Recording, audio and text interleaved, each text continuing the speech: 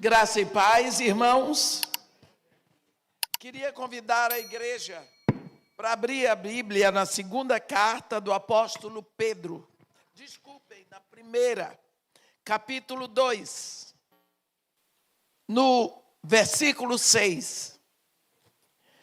Pois isso está na Escritura: eis que ponho em Sião uma pedra angular, eleita e preciosa, e quem nela crer não será de modo algum envergonhado. Para vós outros, portanto, os que credes, é a preciosidade, mas para os descrentes, a pedra que os construtores rejeitarem, esta veio a ser a principal pedra angular, e pedra de tropeço, e rocha de ofensa. São estes os que tropeçam na palavra, sendo desobedientes para o que também foram postos. Vós, porém, sois raça eleita, sacerdócio real, nação santa, povo de propriedade exclusiva de Deus, a fim de proclamardes as virtudes daquele que vos chamou das trevas para a sua maravilhosa luz. Vós, sim, que antes não erais povo, mas agora sois povo de Deus. Vós que não tinhas alcançado a misericórdia, mas agora alcançastes a misericórdia. Amém.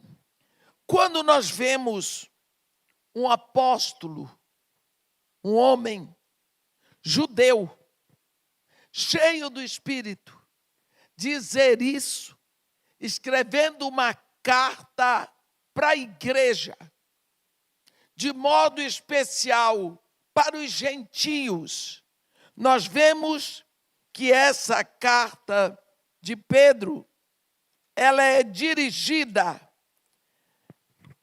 aos eleitos que são forasteiros da dispersão do Ponto, Galácia, Capadócia, Ásia e Bitínia. Então, ele não está escrevendo uma carta como judeu para o povo judeu. Ele está escrevendo esta carta para a igreja, espalhada nos lugares que ele já conhecia naquela época. E ele vem, através disso, dizer o que Deus queria fazer com Israel. E Israel recusou. Está pronto hoje em vocês.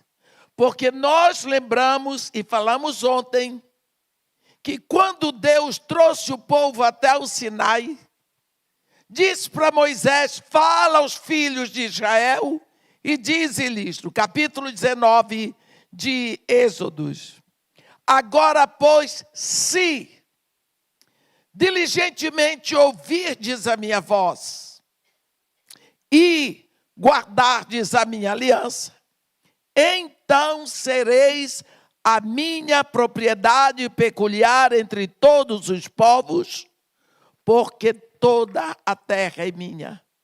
Vós me sereis reino de sacerdotes e nação santa. Pronto. Então Deus convidou Israel para ocupar este lugar de destaque. Mas Israel não respondeu. Nós vemos que Deus coloca uma condicional. Se, quer dizer, se vocês fizerem a parte de vocês, eu respondo assim.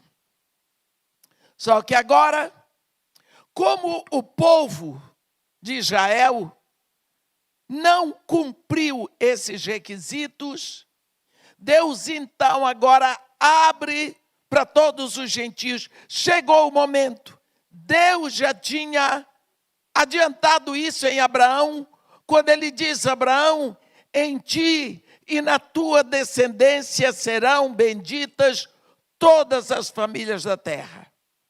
Nós vemos que quando Deus manda Jesus, Jesus foi bem claro: ide, fazei discípulos de todas as nações. Ele não disse: fazei discípulos de Israel, fazei discípulos de Itália, de Alemanha. Não, de todas as nações. Quer dizer, o convite é para todos. Só que tem uma coisa. Ele diz assim: vocês vão ser meus testemunhos em Jerusalém.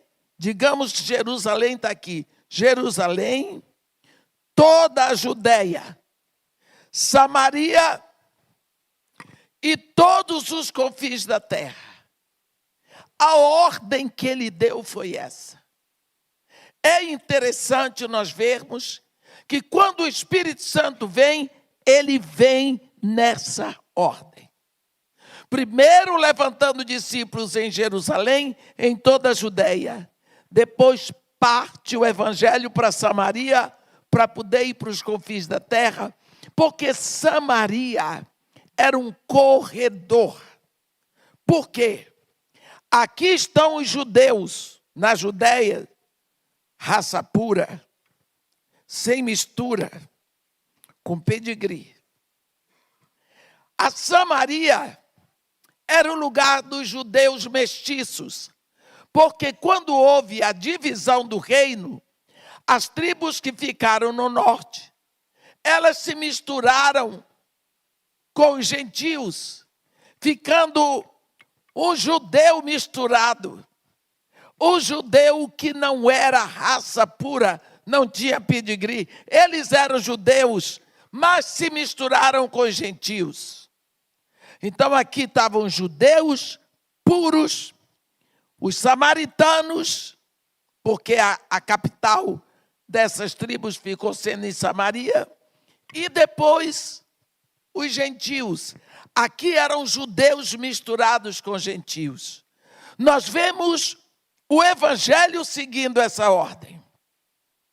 Só que Deus, ele já tinha no coração a certeza do que ele ia fazer.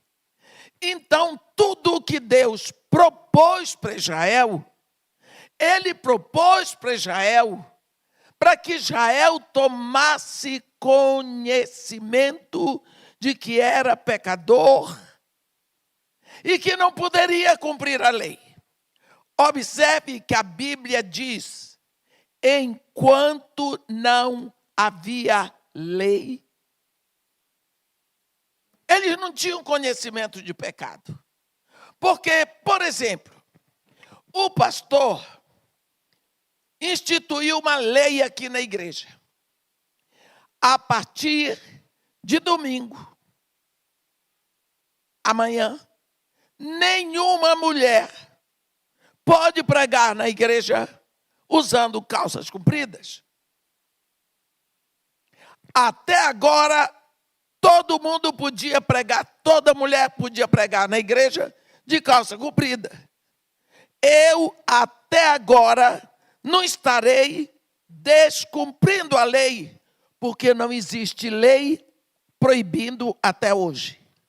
Mas se amanhã eu aparecer aqui de calça comprida para pregar, aí eu estou descumprindo uma lei, porque a lei já existe. Você entendeu? Enquanto não havia lei, ninguém podia quebrar a lei. Então, quando o povo sai do Egito, Deus apresenta esse povo com a lei, com os mandamentos, com os testemunhos. Então, agora, eles têm uma lei para cumprir, mas eles podem quebrar, porque existe a lei.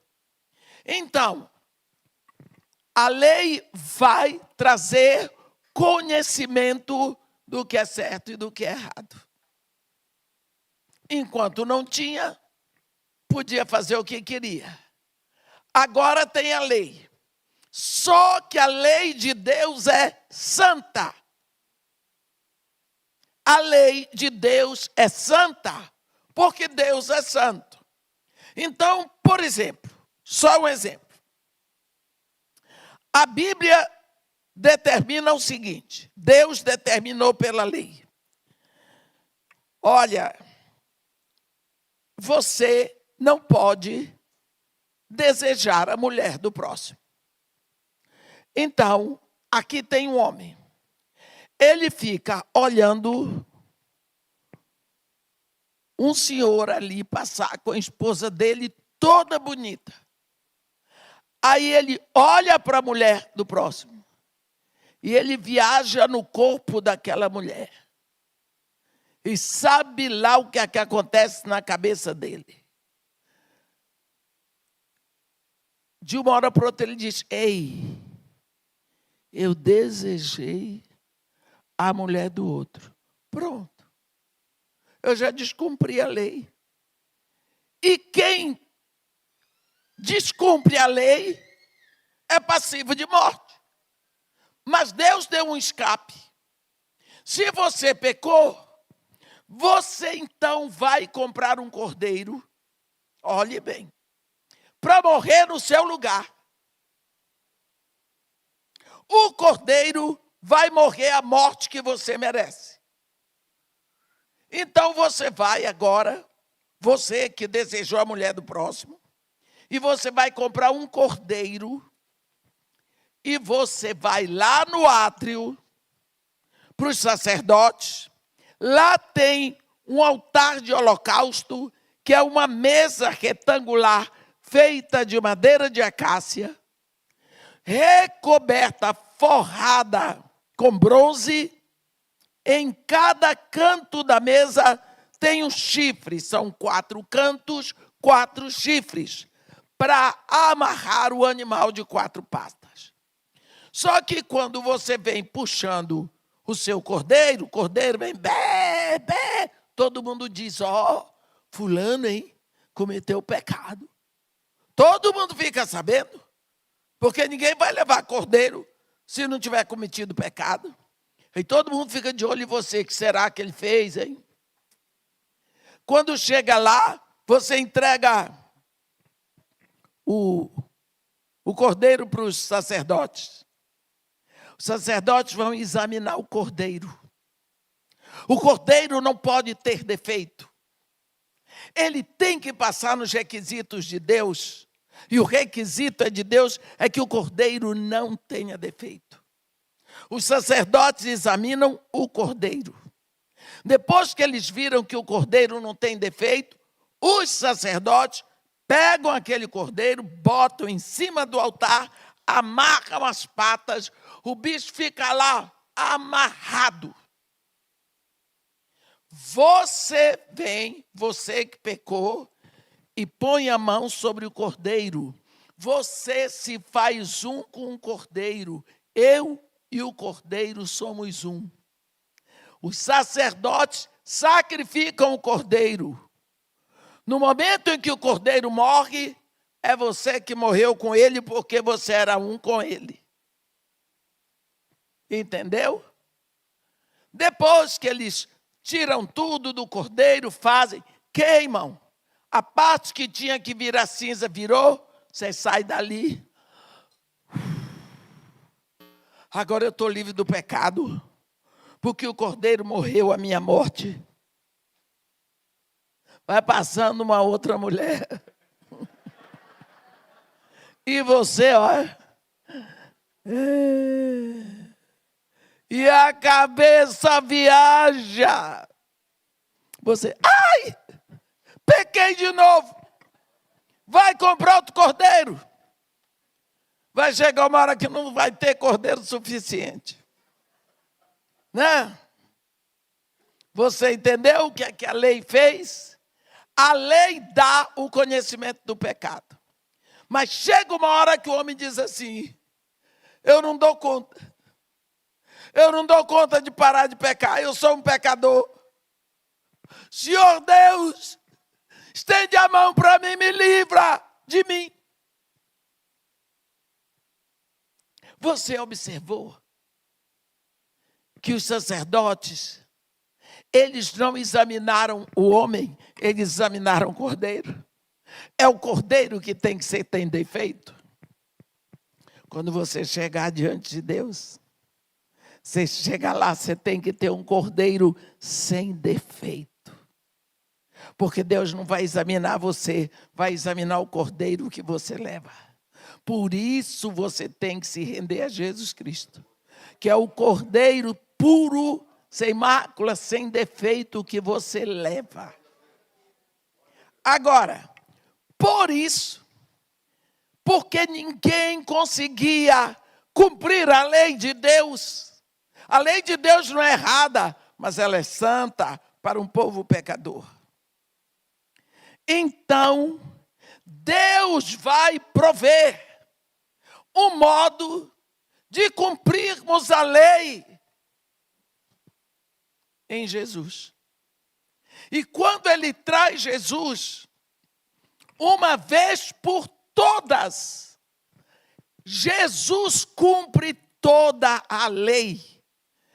Uma vez, quando Deus falou por boca do profeta Malaquias, ele diz: o meu afeto não está em vós, e não continuarei para sempre a receber oferta alguma de vossas mãos, porque desde o Oriente até o Ocidente será oferecida uma oblação pura no meu nome. Deus está dizendo que vai haver um sacrifício único. Quando Deus envia Jesus como o Cordeiro, Jesus vai cumprir toda a lei. Olhe, Jesus cumpre toda a lei. Pensa que Jesus Cristo é um barco. O barco venceu as ondas bravias do mar, chegou no porto. Quem se salvou? Quem estava dentro daquele barco. Quem estava fora, perdeu. Mas quem estava no barco, chegou do outro lado por causa do barco que não furou. Por causa do barco que não naufragou. Esse é o caso quando a Bíblia diz que Deus nos escolheu em Cristo. Se nós estamos em Cristo, nós somos identificados com Ele. Então, no momento em que Deus manda Jesus, Ele encerra ali o trabalho da lei. A lei existe. A lei não é desfeita. A lei não é anulada, porque a lei de Deus é santa. Mas Deus agora, uma vez que todos já tomaram conhecimento de que não dá para cumprir a lei por esforço próprio, o chamado é muito alto, nós precisamos chegar à conclusão que o socorro chegou para nós. E o socorro que vem se chama graça. A Bíblia diz em João 1 que a lei veio através de Moisés, mas a graça e a verdade vieram através de Jesus Cristo. Quando Jesus Cristo vem, Ele vem para fazer um trabalho. E o trabalho que Ele vem fazer é redenção. E a redenção consiste em comprar perdidos, dar a eles vida, para que eles possam ser livres para servir. Antes, esses perdidos eram servos do pecado, porque eles se identificavam com Adão no pecado. Mas uma vez que nós entramos em Jesus Cristo, nos rendemos a Jesus Cristo, nós pertencemos a Ele, nós então ressuscitamos com Ele para uma vida nova, identificados com Ele, nós crescemos filhos de Deus. Como isso acontece? Jesus vai na cruz, Ele compra todo mundo com o seu sangue. A Bíblia diz que Jesus, com o seu sangue, comprou todos os que procedem de todo povo, raça, tribo e nação. E com eles formou reino e sacerdotes e reinarão sobre a terra. Quando Jesus Cristo compra com o seu sangue os que procedem de todo povo, raça, tribo e nação, Ele está dizendo que não importa qual é a raça, mas Ele reconhece que existem raças. Existe a raça negra, quem fez foi Deus, foi. Com certeza.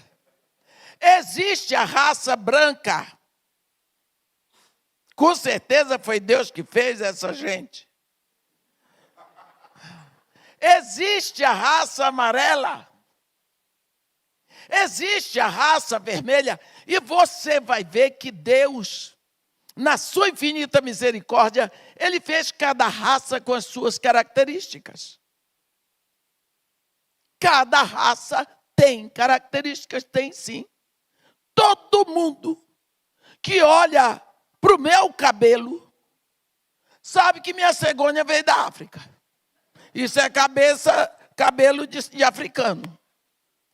Você nasceu na África? Não.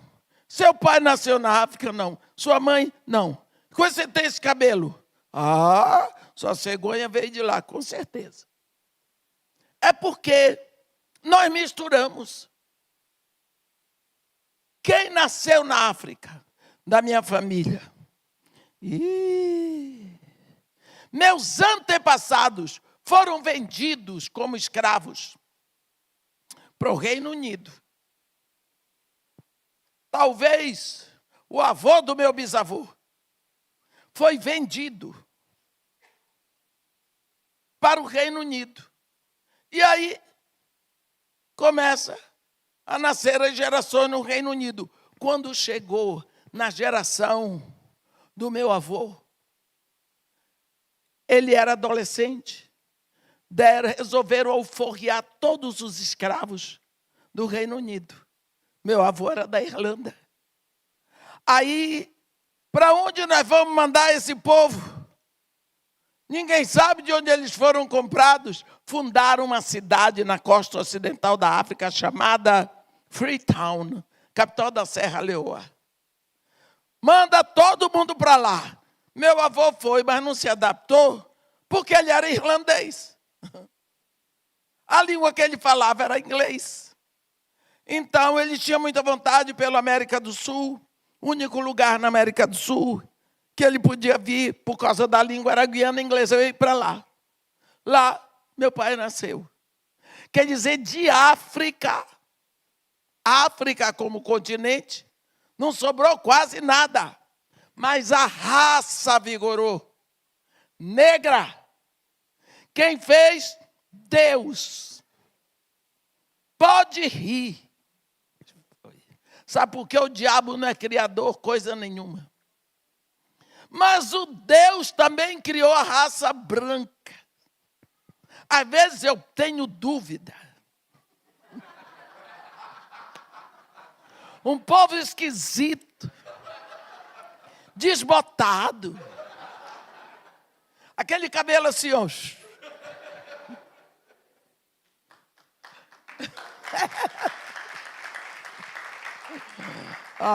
Foi Deus que criou.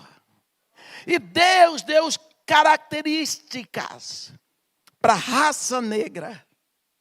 E Deus deu características para a raça branca. Você olha um chinês, um coreano, o japonês, você sabe que ele não é europeu. Ele é a raça amarela. Mas quando você pega...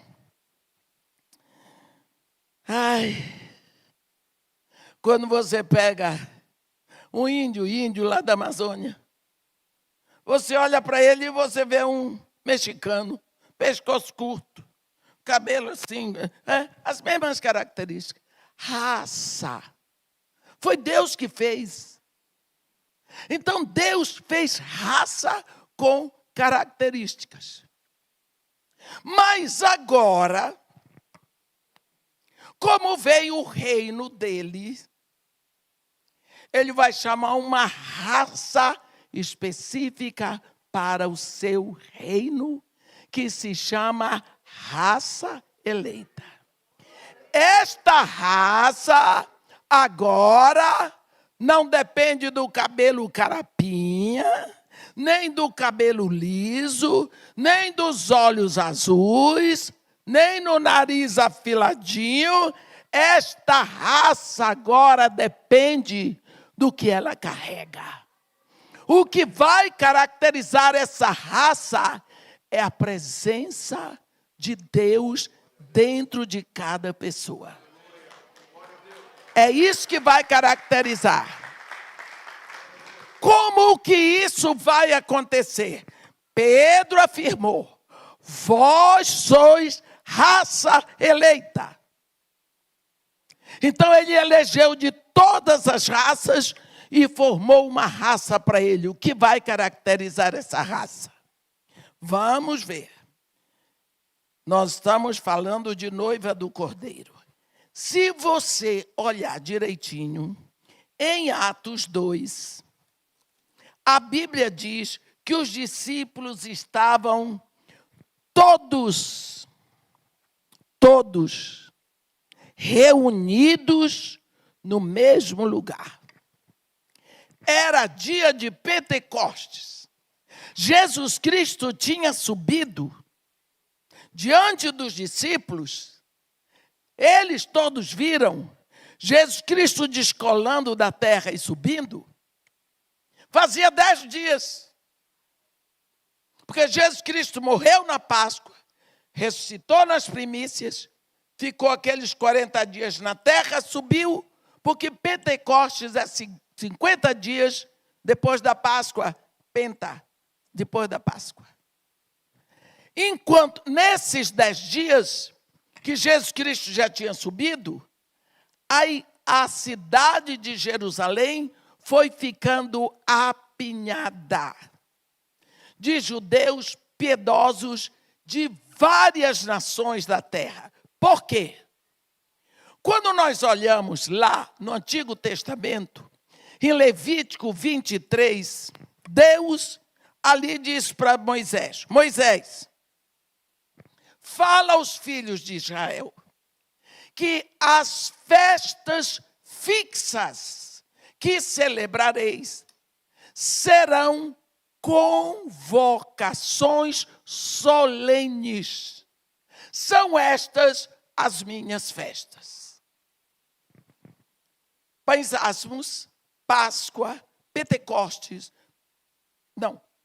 pães asmos, Páscoa, primícias, Pentecostes, trombetas, expiação e tabernáculos.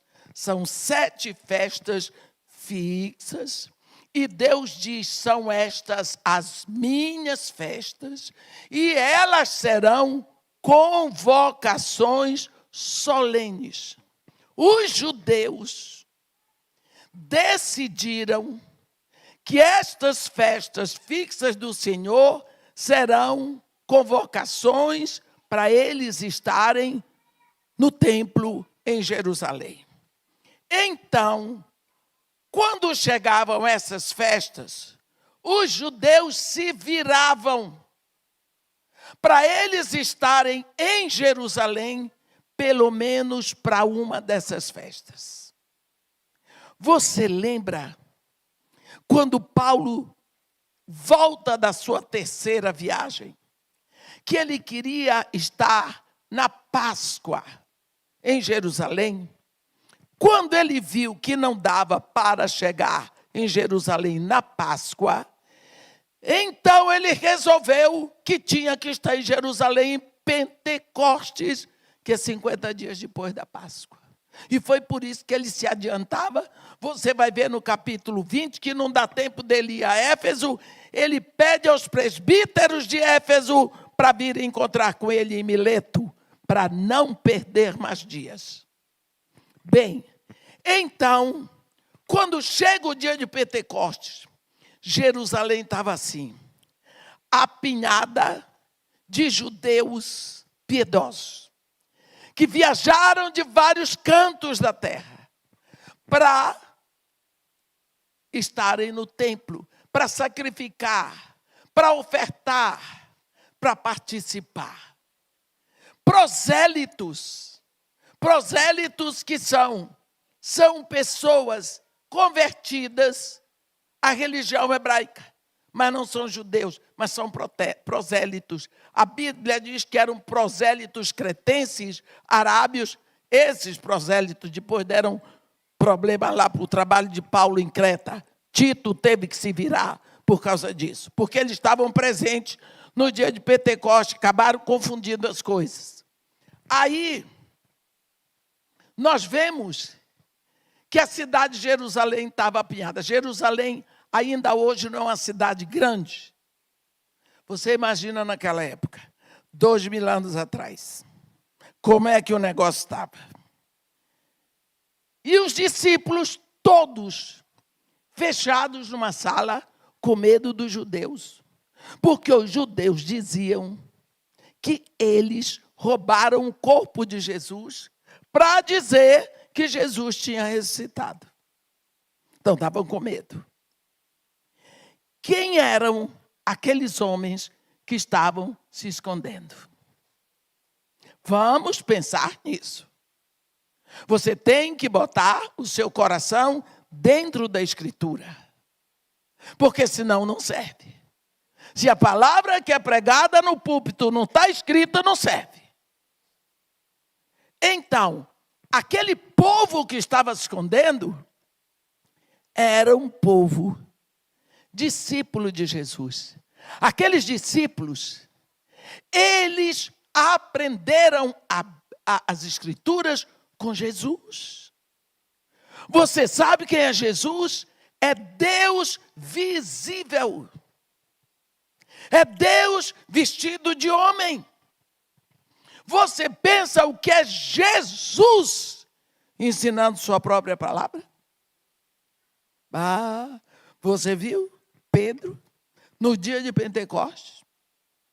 Ele citou Joel de cor. Ele não pediu João, vê onde tem um livro do profeta Joel. Ele citou Joel de cor. Onde ele aprendeu? Não foi nas redes de pesca. Foi com Deus. Deus Jesus. Eles tinham toda a palavra. Vocês entendem que aqueles homens estavam encharcados da palavra. Encharcados. Porque eles tiveram medo. Se a palavra tem poder. Vocês lembram? Quando Jesus Cristo ressuscitou, ele diz: todo o poder me foi dado nos céus, eu sou Deus. Na terra, eu sou homem. Ide, fazei discípulos de todas as nações. Agora não. Ele diz: permanecei na cidade. Até que do alto sejais revestidos de poder. O que é que Jesus está dizendo? Vocês têm toda a palavra, mas vocês não têm o poder. Entendeu? Permanecei na cidade, até que do alto sejais revestidos de poder. Recebereis poder quando vier sobre vós o Espírito Santo. Então sereis meus testemunhos em Jerusalém e toda a Judeia, em Samaria, até os confins da terra. Faltava o poder.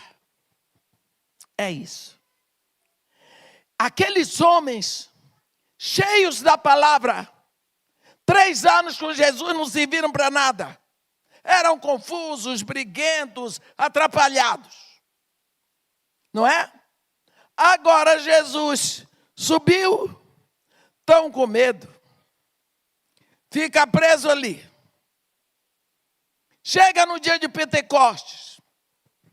A Bíblia diz em Atos capítulos 2, estavam todos, ao cumprir-se o dia de Pentecostes, estavam todos reunidos no mesmo lugar. De repente, veio do céu um som.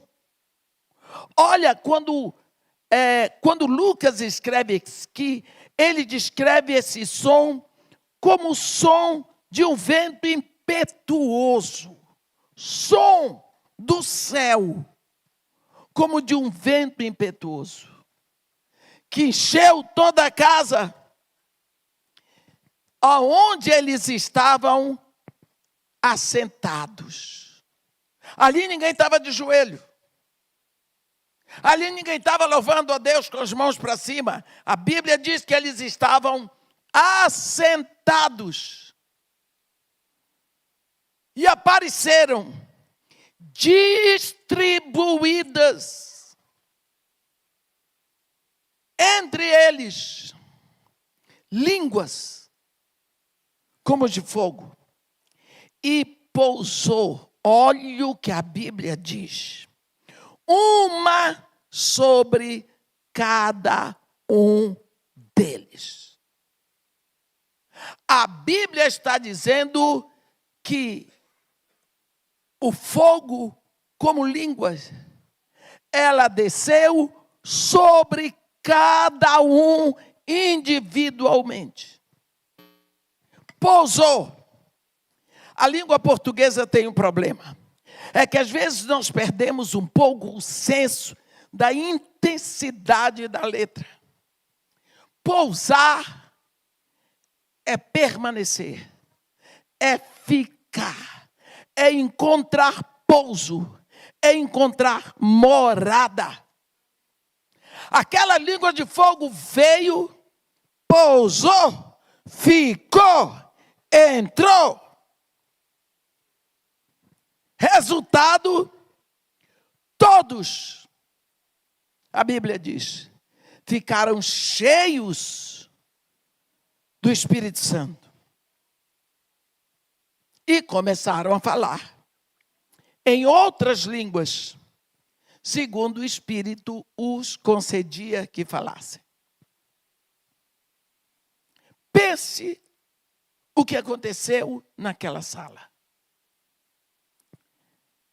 Acontece que quando o Espírito Santo vem, ele vem em cima da palavra que estava neles.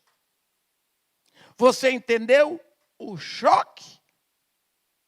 Você entendeu a explosão? Deixa eu dar um exemplo para você. Vou parar aqui e eu vou lembrar vocês uma coisa.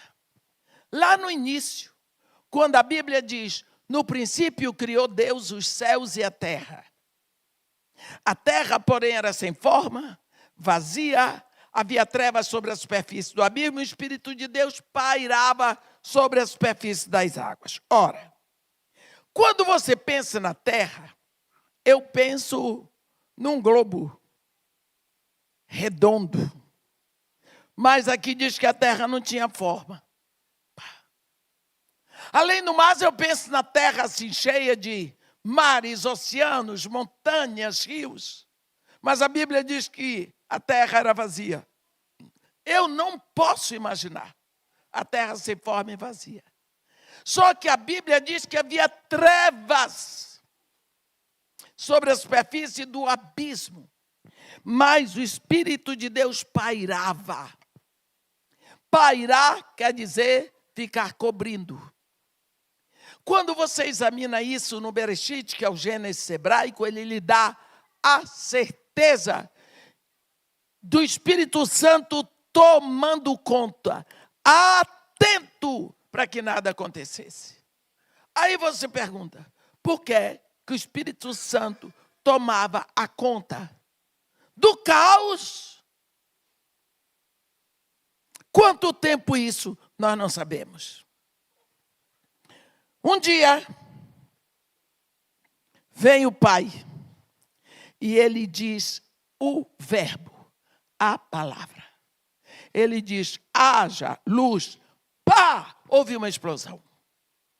A palavra, coberta pelo Espírito, deu uma explosão, o caos foi embora, o cosmos começou, Deus começou a criar a partir da palavra mais o Espírito. E daí em diante nós vamos ver na Bíblia essa equação muito clara. Palavra mais Espírito igual explosão de vida. Você vai ver isso no ventre de Maria. No capítulo 2 de Lucas diz que o anjo Gabriel desceu. O anjo Gabriel trazia a palavra. Quando ele chegou lá, encontrou Maria. E entre tantas coisas que ele falou para aquela moça, ele disse para ela, terás um filho. A palavra caiu no ventre dela, filho. Ela se assustou. Ela disse, como se fará isso se eu não conheço o varão? Em outras palavras, como que eu vou ter um filho se eu não tenho relações com homem nenhum? Hoje Gabriel olhou para ela e pensou, Maria não sabe das coisas. Deus me perdoe por dizer isso, que a Bíblia não está falando. Ele disse, Maria, sabe, a tua prima, Isabel, concebeu na sua velhice, sendo este o 6º mês para aquela que diziam ser estéril. O anjo Gabriel entregou Isabel, que estava guardando tudo em segredo. Entregou. Sabe por quê? Porque para Deus não tem nada impossível, Maria. Maria, a palavra está no teu ventre agora. O Espírito Santo te cobrirá. E o ente que de ti nascer será chamado Filho do Altíssimo. Maria pensou e disse, eis aqui a serva do Senhor. Faça-se em mim segundo a sua palavra. A palavra ali, o Espírito Santo cobriu, pá, explosão de vida, Jesus. Espírito mais a palavra, Jesus. Agora, chega na vez dos discípulos. Eles estavam cheios da palavra. Cheios. Mas não tinham o Espírito. Quando o Espírito vem, ele vem sobre os que tinham a palavra. Houve uma explosão, nasceram filhos de Deus, agora cheios do Espírito. Quem foi mais que ficou preso dentro do quarto? Quem foi que ficou preso na sala? Quem foi que teve medo de judeu? Olha aqui, a Bíblia diz que estavam habitando em Jerusalém judeus, homens piedosos, vindos de todas as nações debaixo do céu, porque era festa de Pentecostes. Quando, pois, se fez ouvir aquela voz, a voz do povo, afluiu a multidão que se possuiu de perplexidade, porquanto cada um os ouvia falar na sua própria língua. Estavam, pois, atônitos e se admiravam, dizendo, vede, não são porventura galileus todos esses que aí estão falando?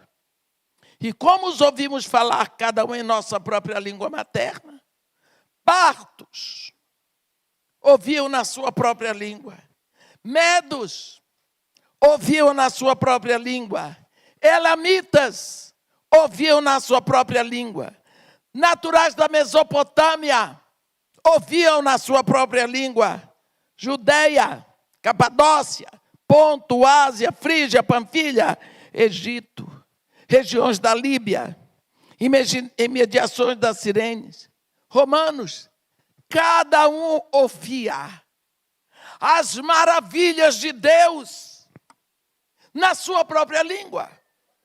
Não tinha essa história de língua estranha. Que história é essa? De língua que você fala, ninguém entende, não tem interpretação. Paulo nos ensina isso em 1 Coríntios. Eles ouviam na sua própria língua as maravilhas de Deus. Então, Pentecostes, por isso é a festa do evangelismo, dizendo que as maravilhas de Deus serão pregadas em todas as línguas da terra e todos vão entender. Quando o Espírito Santo vem, ele vem sobre cada um. A Bíblia diz, a Bíblia não diz que o Espírito Santo veio sobre cada cadeira. Ele veio sobre pessoas. Entendeu? Porque tem gente que até hoje acha que o Espírito Santo está nas cadeiras das igrejas. Não. Por favor, meu irmão, não fique pedindo a Deus, Senhor, envia o teu Espírito. Porque Deus diz assim, já enviei. Vai fazer 2000 anos. Você não sabia? Porque o Espírito Santo já está na terra, habitando num povo. Pense bem. Agora eu quero que você volte para aquela sala, onde eles estavam reunidos. A Bíblia está dizendo que eram línguas de fogo. Pousou. E fez com que eles explodissem de poder e falassem das maravilhas de Deus em línguas de pessoas que estavam ali presentes.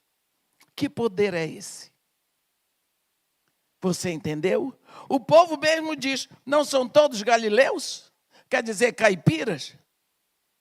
Como é que eles falam na nossa própria língua? Você lembra lá em Isaías 6, quando o profeta se encontra diante do trono de Deus e confessa, ai de mim, que sou homem de lábios impuros, habito no meio de um povo de impuros lábios, que um dos serafins pegou uma brasa, tocou nos lábios de Isaías e disse, a tua iniquidade foi tirada, teu pecado foi perdoado. Cadê que Isaías ficou com a boca deformada pelo fogo? Ele não gemeu de dor. Aquele fogo, ele não destrói. Agora, este fogo que vem do céu, o Espírito, ele vem para habitar dentro de você. Jesus Cristo falou isso em João 14, no versículo 17, quando ele diz, o Espírito da verdade, que vem para vocês, o mundo não pode receber, porque não o conhece, nem o vê. Mas vós o conheceis, porque, olha o que Jesus disse, porque ele habita convosco e estará em vós. Hoje ele habita convosco, porque ele está em mim e eu estou convosco. Amanhã ele estará não é do lado, é em você. esse Espírito, ele entrou, ele veio e ele ficou como fogo. Fogo. Por que houve a explosão? Porque aquele povo já tinha a palavra. Então, a Bíblia não diz que essa chama se apagou. Pelo contrário, Paulo diz em Tessalonicenses, não apagueis o Espírito. O que foi que aconteceu? No mundo espiritual,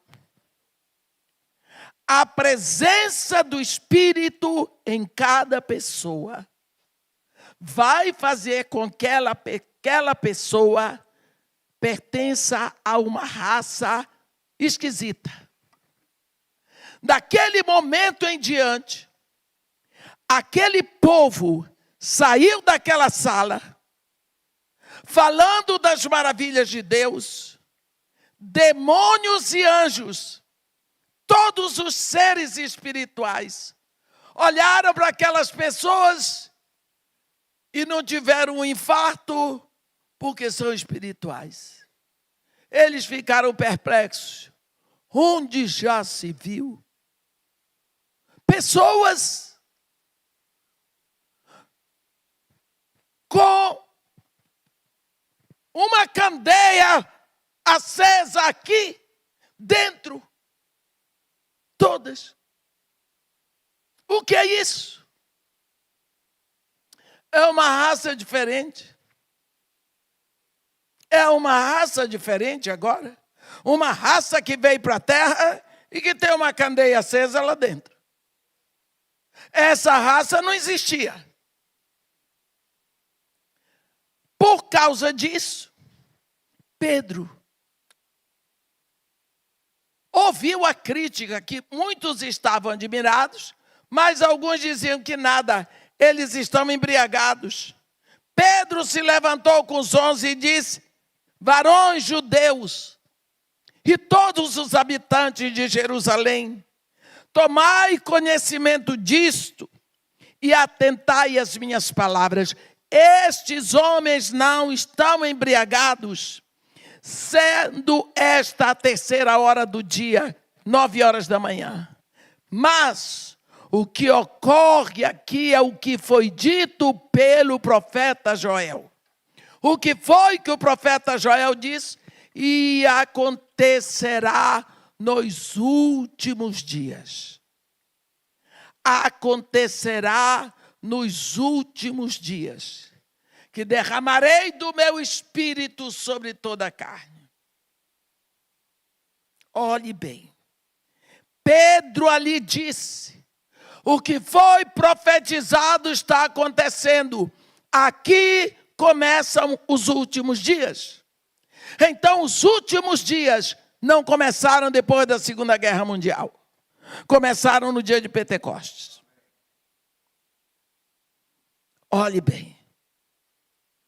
Ali, Pedro fez o discurso dele. E quando ele acabou de falar, o povo, perplexo, a Bíblia diz que eles tinham compungido o coração, eles tomaram conhecimento do que tinha acontecido. Silêncio. Eles disseram: e agora? Que faremos? E Pedro disse: arrependei-vos. Crede no Senhor Jesus. Recebereis o dom do Espírito Santo. Ali, naquele momento, 3.000 pessoas se converteram a Jesus Cristo. Ouviram a palavra e o Espírito Santo veio. Pá! Agora, em Jerusalém, existem 3.120 pessoas com o fogareiro aceso aqui, com a candeia acesa aqui, um povo diferente, uma raça esquisita. uma raça esquisita. Eu me lembro de uma vez, eu morava no Iraque, e nós fomos de férias para a Europa, meu marido, meus 2 filhos e eu. Os meninos eram pequenos. E meu marido porque queria passar ali por trás, bem do Udine, entrar pela Tchecoslováquia. Ele gostava de viajar. E nós fomos de carro. Ele alugou um carro e nós fomos. Chegamos a Udine e dormimos em Udine, na Itália. Atravessamos de manhã cedo para a Tchecoslováquia. Quando nós chegamos na Tchecoslováquia, primeira cidade, o nome, Jesenice. Bem no interior. Porque nós iríamos tomar o café da manhã ali. Entramos, tipo uma padaria. Quando nós entramos, nós vimos que as pessoas olhavam muito para nós. Olhavam. Era de um jeito que se eu ia no banheiro, ia gente atrás. Eles vinham. Teve uma criança que veio e pegou no braço da minha filha. Eu perguntei para o garçom o que é isso. Ele disse, é que aqui nunca ninguém viu alguém negro. Nunca tinham visto uma pessoa negra. Para eles era esquisito. Eles não estavam maltratando. Eles estavam vendo pessoalmente negros que eles só viam na televisão. Nunca tinham visto. Aí nós ficamos mais à vontade. Conversamos com eles. Sentamos com eles. Porque para eles nós éramos esquisitos. Éramos uma novidade na cidade. Está vendo? Foi o que aconteceu em Jerusalém no dia de Pentecostes. Surge um povo esquisito. No reino do Espírito aconteceu o que nunca tinha acontecido. Aqui no mundo ninguém podia notar, senão pelo testemunho de vida deles. Mas, do ponto de vista espiritual, era um povo que andava pelas ruas, mas com uma candeia pegando fogo aqui dentro. No capítulo 2 de Atos, no capítulo 3, houve o milagre daquele coxo de nascença, da porta do templo chamada Formosa. A Bíblia diz que por causa daquele milagre, mais 2.000 almas se renderam a Jesus. Agora em Jerusalém, são mais de 5.000 candeias vivas. Do lado de fora, era gente branca, gente negra, amarela, vermelha, mulato que nem eu. Mas dentro, o que identificava essa nova raça era o fogo que queimava aqui dentro. Isso se chama raça eleita. Isso se chama raça eleita. É a raça que é tirada de todas as raças. E é identificada pela presença do Espírito em suas vidas. É esta nação, esta raça, a característica desta raça é o brilho, a força e o poder que existe nela. O poder de Deus nela. Como? Você mantém essa chama, não é? Que você mantém essa chama. Deixa eu dizer uma coisa para vocês. Você acende uma fogueira. Se você não botar carvão, ela vai apagar. Por quê? Porque o fogo precisa de combustível. A palavra e o Espírito, juntos, eles produzem filhos de Deus. Você precisou do seu pai e da sua mãe para gerar você. Espiritualmente, como filho de Deus, você precisa da palavra e do Espírito para formar você. Você, no dia, presta atenção, no dia em que você ouviu a palavra da verdade, o evangelho da salvação, você creu, você se rendeu a Jesus Cristo. Você se rendeu.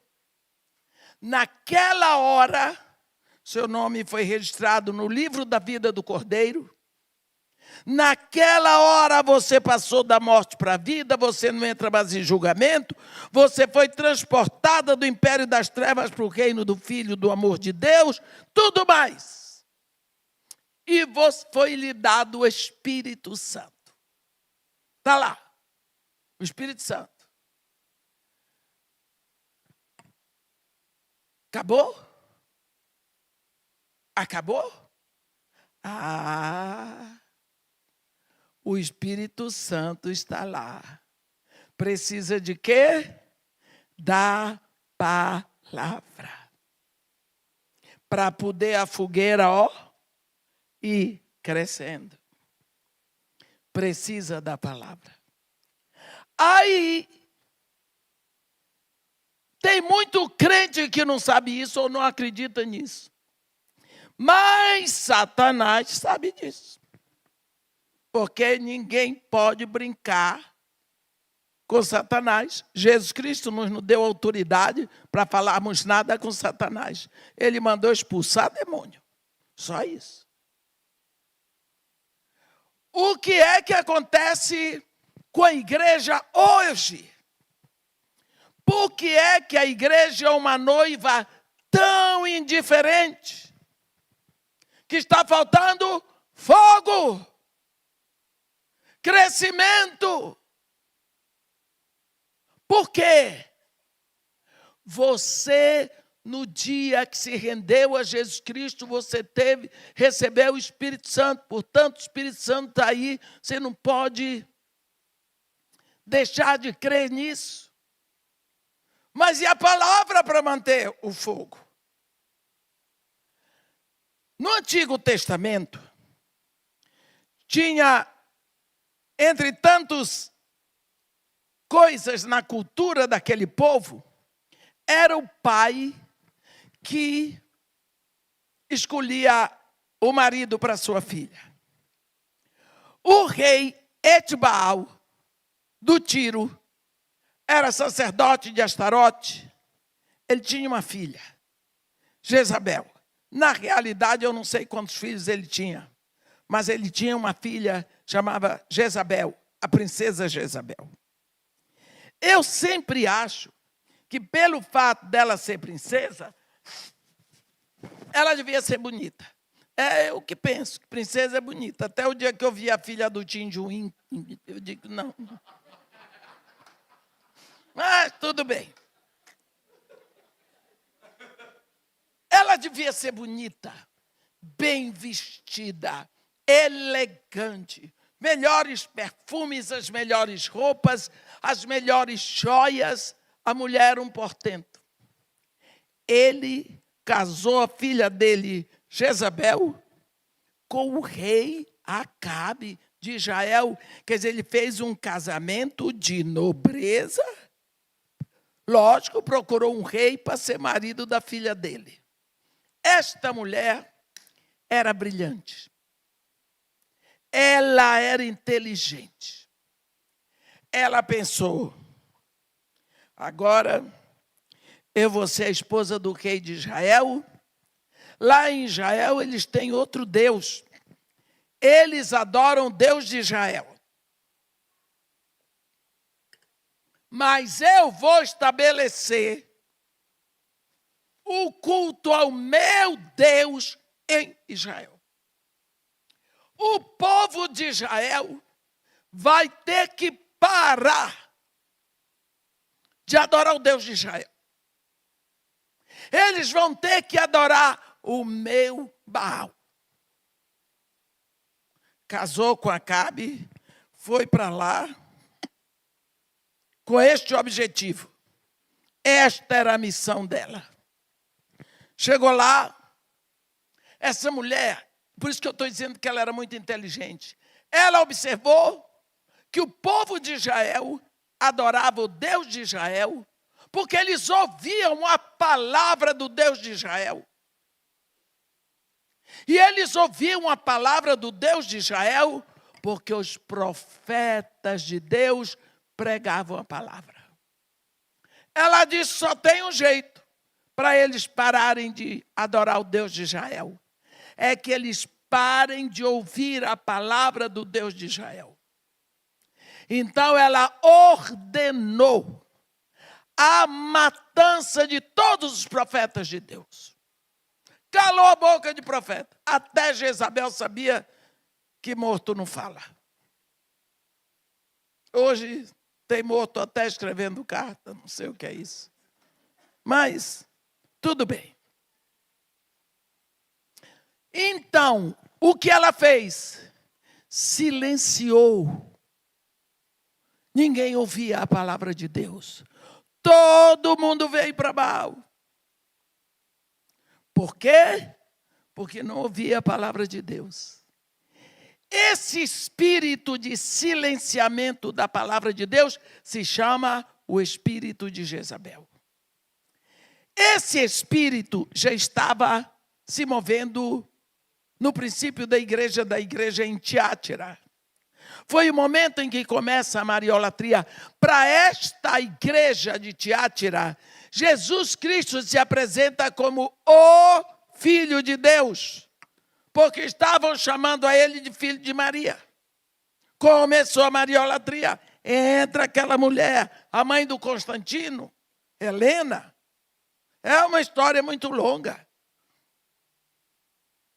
E naquela carta que ele escreve a Tiátira, ele diz para o anjo da igreja em Tiátira, Jesus, tenho, porém, contra ti o tolerares que esta mulher, Jezabel, que a si mesma se declara profetiza, não apenas ensine, mas que seduza os meus servos a praticarem a prostituição e a comerem comidas sacrificadas a ídolos. A prostituição, nós, às vezes, pensamos que é sempre imoralidade sexual, mas ali não era. Ali a prostituição é idolatria. Se Jezabel era uma mulher de imoralidade sexual, a Bíblia não diz. A Bíblia não diz a respeito disso. Mas ela era a prima irmã do capeta, aquela mulher. Pois é, esse espírito de silenciamento da palavra de Deus já estava agindo na igreja de Tiátira. Mas hoje, ele é tão perceptível. Hoje, é tão comum. Hoje, é uma vergonha. Vergonha. Você ir a um culto e você ouvir horrores, menos a palavra de Deus. A palavra de Deus está silenciada quando não vem a chacota. Quando o púlpito não se transformou em picadeiro. E os chamados pregadores viraram palhaços para divertir o povo. Tem que pregar, tem que anunciar o que o povo quer ouvir. Púlpito é uma palavra escrita na Bíblia uma única vez. Em toda a Bíblia, púlpito uma vez. Neemias 8, versículo 4. Só ali. Então, esta palavra de Deus, que é o combustível para trazer vida, junto com o Espírito, ela não vem. E porque as pessoas não ouvem a palavra de Deus, e não leem a palavra de Deus, e não memorizam a palavra de Deus, as pessoas vão bebendo água suja. Entram os hinos sem base bíblica. Porque quem escreve também não está cheio do Espírito, nem todos. Então nós vemos uma noiva que não está incendiada. Não está incendiada. E o Espírito está em você. Porque um dia você confessou Jesus como o único Senhor, suficiente Salvador. O Espírito está ali. Mas cadê o fogo? Você se torna uma pessoa indiferente. Uma noiva indiferente. Uma noiva que não arde em chamas pelo seu noivo. É a característica da igreja em Laodiceia. É a noiva balofa. Uma noiva em cima do muro. Uma noiva desinteressada. Ele diz: eu estou à porta e bato. Se alguém ouvir a minha voz e me convidar. Porque pode ser que ouça e não convide. Esta é a situação de uma vida que se rendeu a Jesus Cristo, mas não bota lenha na fogueira, não traz palavra para a sua vida. Né? A Bíblia diz que nós não podemos, uma vez que nós temos o Espírito, nós somos filhos de Deus, nós fizemos uma escolha, nós ressuscitamos.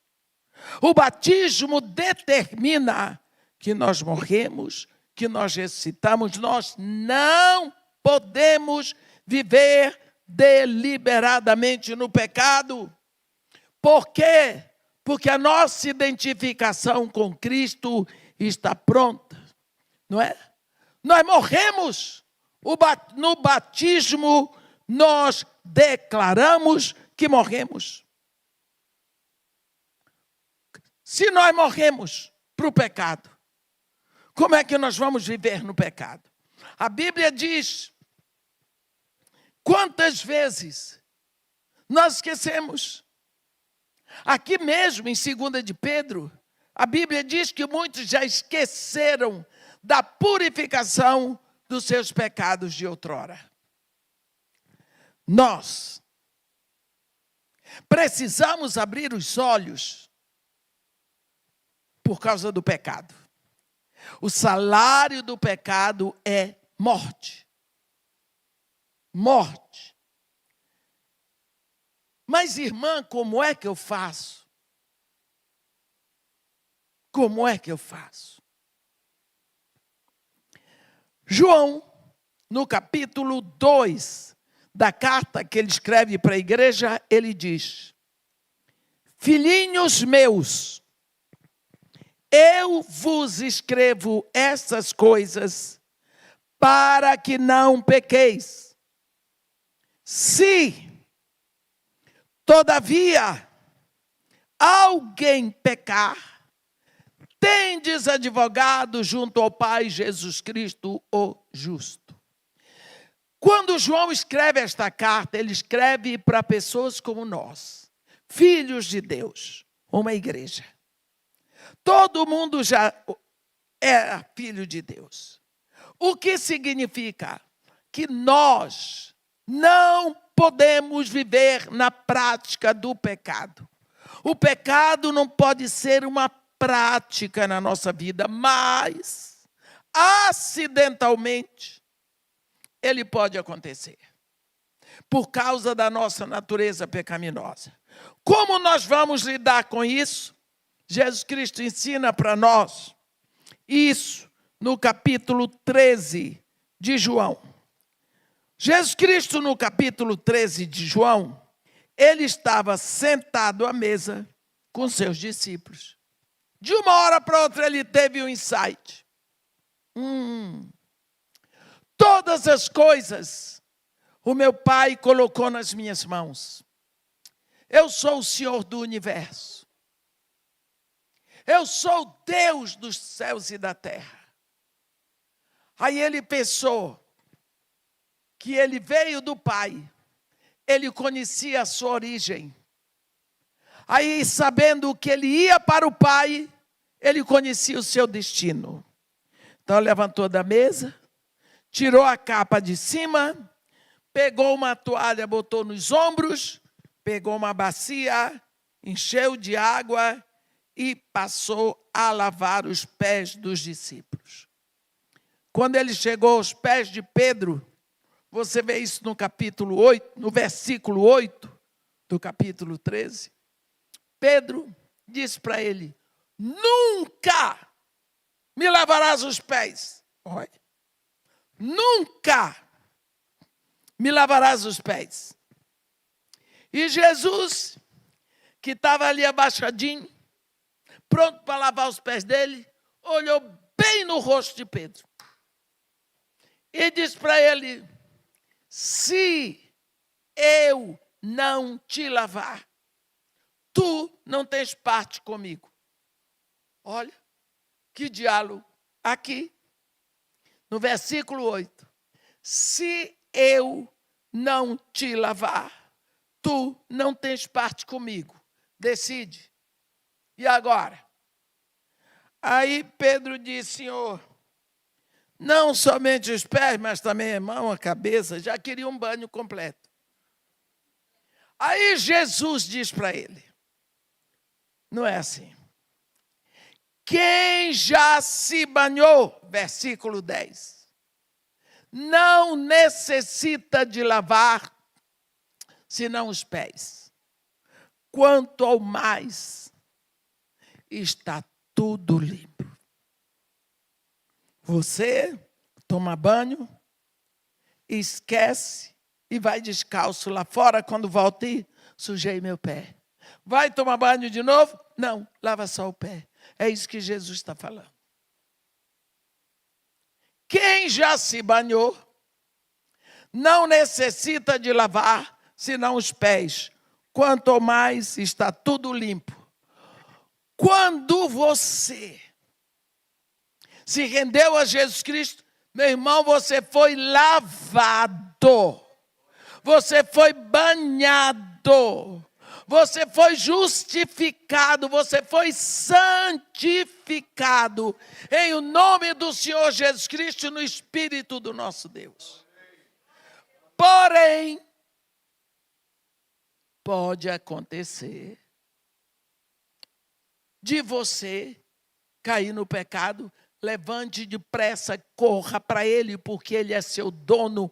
Ele lhe comprou e na hora que você o procura para conversar com Ele, você está dizendo: eu lhe pertenço, o Senhor é meu dono. Olha o que Paulo diz em 1 Coríntios, no capítulo 6, versículo 9. Paulo diz: ou não sabeis que os injustos, quer dizer, aqueles que não foram justificados, ou não sabeis que os injustos não herdarão o reino dos céus? Não vos enganeis, nem impuros, nem idólatras, nem adúlteros, nem efeminados, nem sodomitas, nem ladrões, nem avarentos, nem bêbados, nem maldizentes, nem roubadores herdarão o reino de Deus. Aí ele diz: tais fostes alguns de vós, mas vós vos lavastes, mas fostes santificados, mas fostes justificados no nome do Senhor Jesus Cristo e no Espírito do nosso Deus. O que significa que muitos de nós cometíamos todo tipo de pecado antes. até o momento em que nos rendemos a Jesus Cristo, fomos lavados, perdoados, tudo mais. Agora começa uma vida nova em Cristo. Nós precisamos estar atentos para os nossos desejos, para as nossas inclinações. Mas, se acontecer de cairmos, não precisamos ficar no pecado. A Bíblia diz, muito mais o sangue de Cristo, que pelo Espírito eterno se entregou sem mácula a Deus, purificará as nossas consciências das obras mortas para servirmos ao Deus vivo. Você caiu? Você viu que pecou? Corra para Jesus, para que Ele lave os seus pés, porque você é propriedade dEle.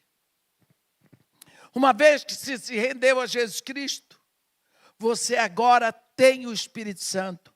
Você é uma raça diferente na terra. Você é raça eleita. Mas você também é a única pessoa que pode abrir a boca na terra para Deus e dizer, Pai. Porque só você é filho. Único que pode chamar a Deus de Pai. Eu fico tão triste quando eu chego numa igreja, a pessoa que vai orar, a pessoa diz, Deus. Ora, não é pecado, mas perdeu a oportunidade de chamar Pai. Do dia que eu descobri que Deus é meu Pai, nunca mais eu chamei de Deus. Para todo mundo Ele é Deus. Para mim, além de Deus, Ele é Pai. E eu me gabo. Porque quem inventou de ser meu pai foi Ele. Porque eu nem para ser filha dele prestava e não continuo sem servir. Mas Ele quis, Ele quer, eu segurei a bênção. Portanto, Pai, eu uso e abuso desse título. Pai. Pai. Você vê quando Jesus ora em João 17, Pai Santo. Pai, ele diz, é chegada a hora. Pai Santo, Pai Justo, eu acho lindo como ele chama Pai. Você agora é filho de Deus. Você tem 2 momentos do seu sacerdócio na terra. Em um momento, você é sacerdócio santo. Em outro momento, você é sacerdócio real. Aqui Pedro está dizendo, vós sois raça eleita, nação santa. O que é uma nação santa? Primeiro, quantas nações existem neste mundo? Mas cada nação, como nós temos ouvido tanto, tem a sua soberania. Tem a sua língua, tem a sua bandeira, tem o seu governo, tem o seu hino, tem a sua cultura, não é? Uma nação santa chega na terra. Quem pertence a essa nação tem o Espírito Santo, tem a marca do fogo que desceu do céu, tem o poder dentro de si. Uma nação que é santa, ela é governada por um governo santo, que está aqui dentro. As suas leis são santas. A sua bandeira é santa. Você lembra? Lá no capítulo 19, eu creio. Capítulo 19, capítulo 17. Deixa eu ver que eu não gosto de dar informação errada. De Êxodo, capítulo 17, quando Moisés Capítulo 17. Moisés, no versículo 15, quando ele põe ali a pedra, ele diz: o Senhor é minha bandeira. Jeová Nissi. A bandeira desta nação é Jeová Nissi. Bandeira. Quando eu levanto uma bandeira, eu estou dizendo a quem eu sirvo. Tem gente por aí que não tem vergonha de levantar a bandeira do Corinthians, bandeira de São Paulo, bandeira de time. Não é pecado. Eu só estou querendo chatear esse povo que torce por time, mas é tão interessante e tão bonito. Não é? Não é pecado. Eu torço por um time que eu nunca vi jogar. Eu torço pelo Bahia. Eu gosto do Bahia. Nunca vi o Bahia jogar. Mas eu gosto do nome. Eu sei o hino do time. De tanto ouvir. Eu vi o povo sair cantando aquele hino. Eu queria cantar também. Batia palma. Eu gosto da Bahia, sou louca pela Bahia. Gosto das cores, tricolor também. A gente gosta. O que fazer? Levanta a bandeira. Porque com a satisfação eu torço, quero que vença, quero que esteja em primeiro lugar. Não é? Quantas vezes eu fiquei olhando aquele povo lá na favela, levantando a bandeira do Brasil, seleção brasileira, em época de Copa do Mundo, enfeitava a favela todinha de bandeirolas, verde e amarela. Eu olhava lá da casa de Marimata e pensava, o Brasil esqueceu deles. O Brasil esqueceu. Não tem nada aqui. Nem luz, nem água. O Brasil esqueceu deles. Mas eles levantam com tanto orgulho e com tanta alegria a bandeira do Brasil. Com orgulho de terem nascido numa pátria que esqueceu deles. O que vamos fazer? Nação. Existe um prazer de pertencermos à nação, não é? A gente tem prazer de pertencer àquela nação. Eu não gosto de ouvir falar do Brasil. Eu posso me queixar o que eu quiser, mas ninguém fale porque eu não gosto. Porque toca no meu sentimento. Eu sou brasileira. A nação santa tem a sua bandeira. A nossa bandeira é o próprio Deus. É Ele que tem que estar mais alto na nossa vida. Você lembra que quando Moisés baixava a mão, o povo perdia. Quando ele levantava a mão, o povo ganhava. Quando Deus é levantado em primeiro lugar, mais alto, na sua vida, a vitória é sua. Nação santa. Nação tem leis que são santas. Nação tem governo santo.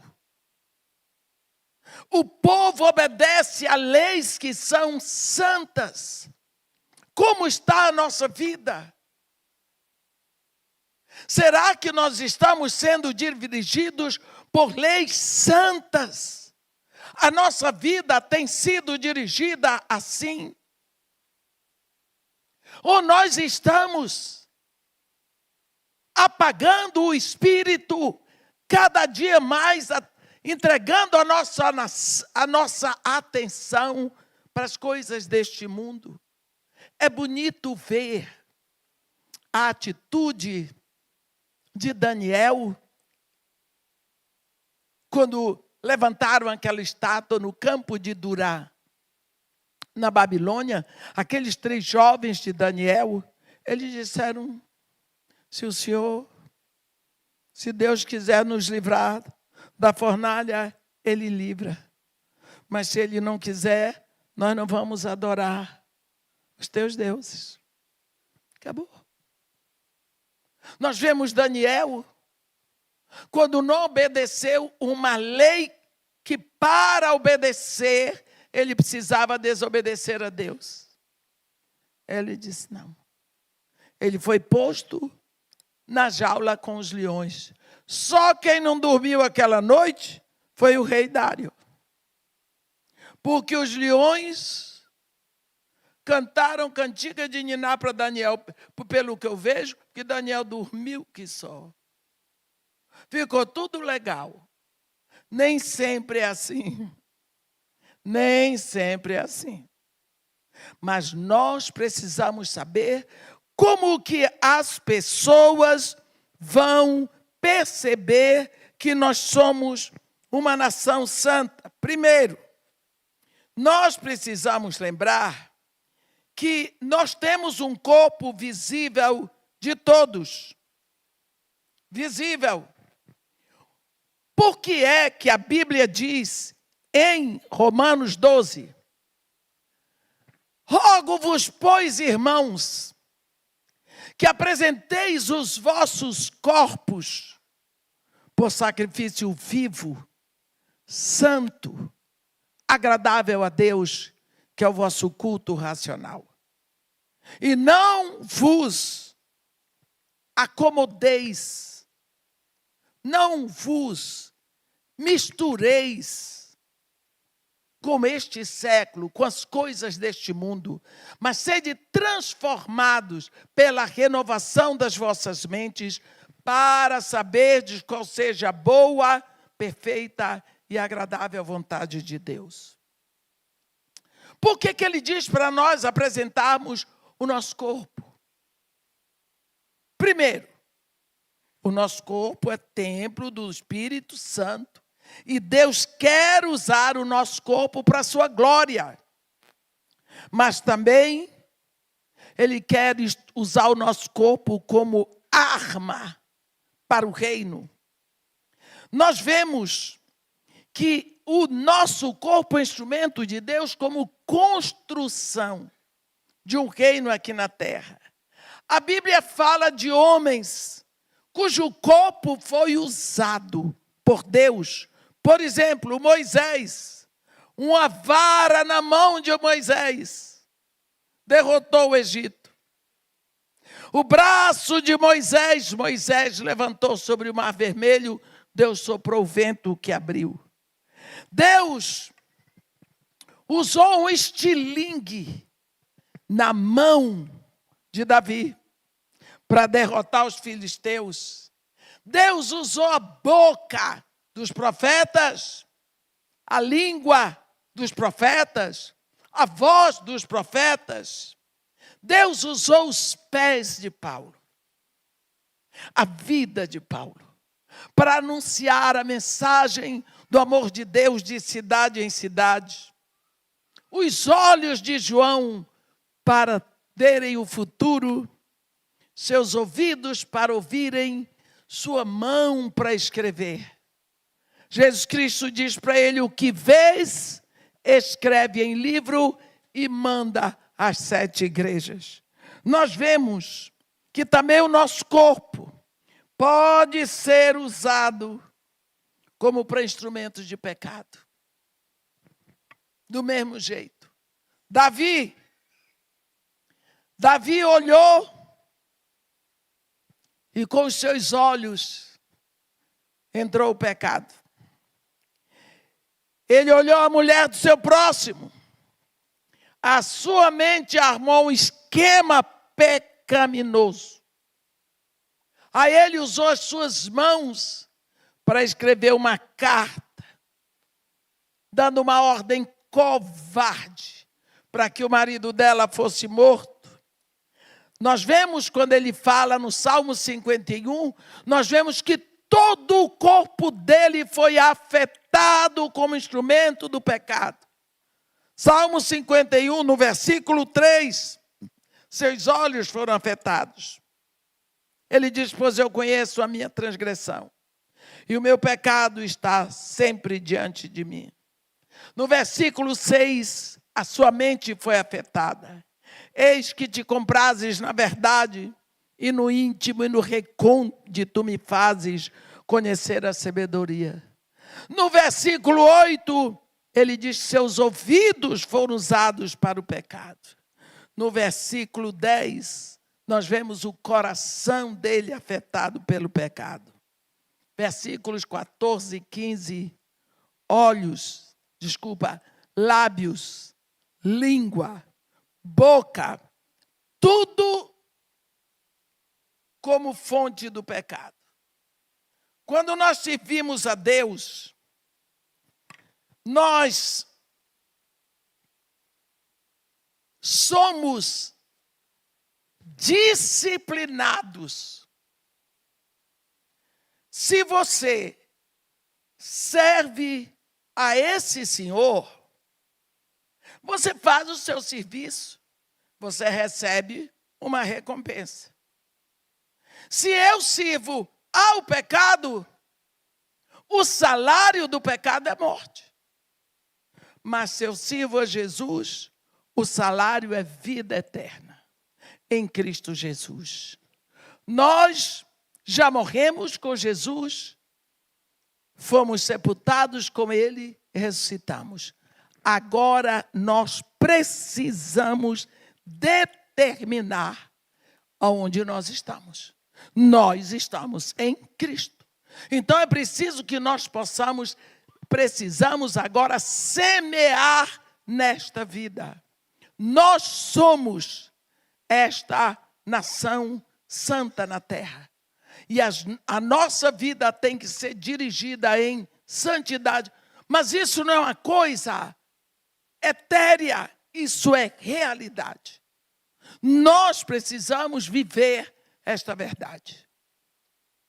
Vós sois raça eleita, nação santa.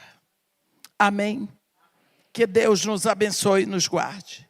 Que faça resplandecer seu rosto sobre nós e tenha misericórdia de todos nós.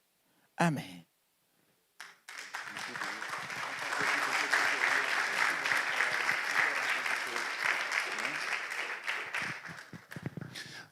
Irmã Edmeia, hoje pela manhã, ela falou para as mulheres. Quem estava aqui? As irmãs? Muito bem. E depois, na hora do almoço, ela falou, puxa, a gente precisava ter tido uma palavra de oração sobre tudo aquilo que foi dito.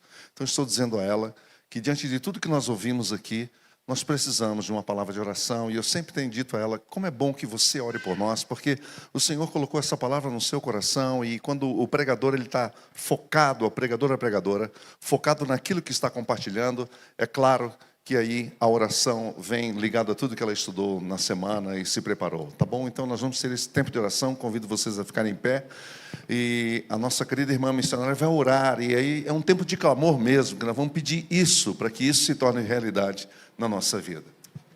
Senhor Deus nosso Pai, o Senhor tem um plano eterno. Parece que quando o Senhor enviou o seu Espírito, o Senhor estava coroando o seu projeto na terra.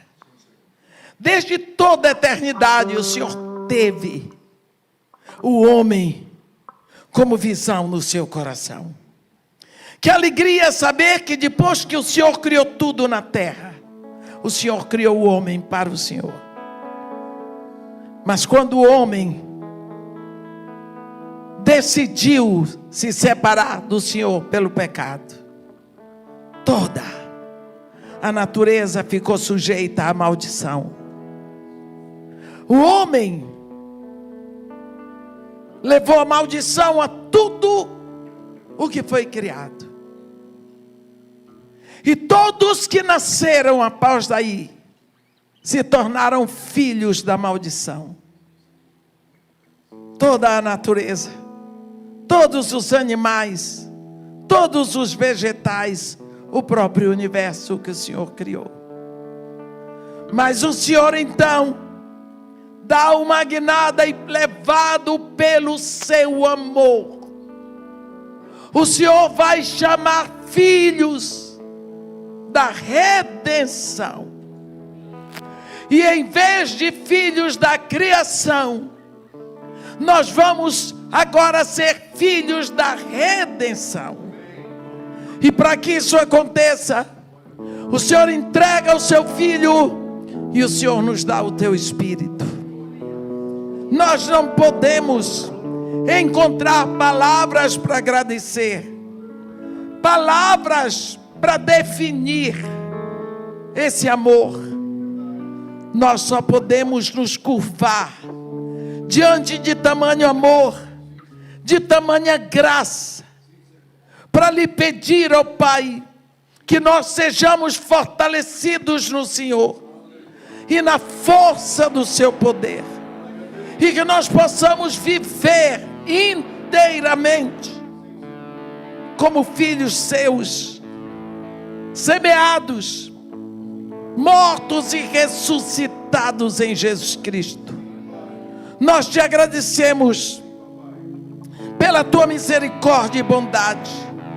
Te agradecemos, ó Pai, porque só por isso nós hoje podemos gritar da terra para os céus e dizer: Pai, Tu és o nosso Pai. Em Jesus Cristo te agradecemos. Amém.